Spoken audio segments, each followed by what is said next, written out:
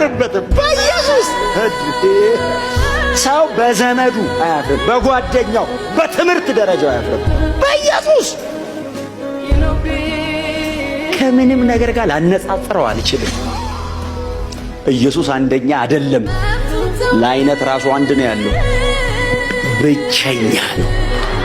ብቸኛ አየ አንደኛ ስትል ሁለተኛ የለም። ጋድማን በዘላለም አንድ ነው ያለው። በሰማይ በምድር ከምድር በታች የለም።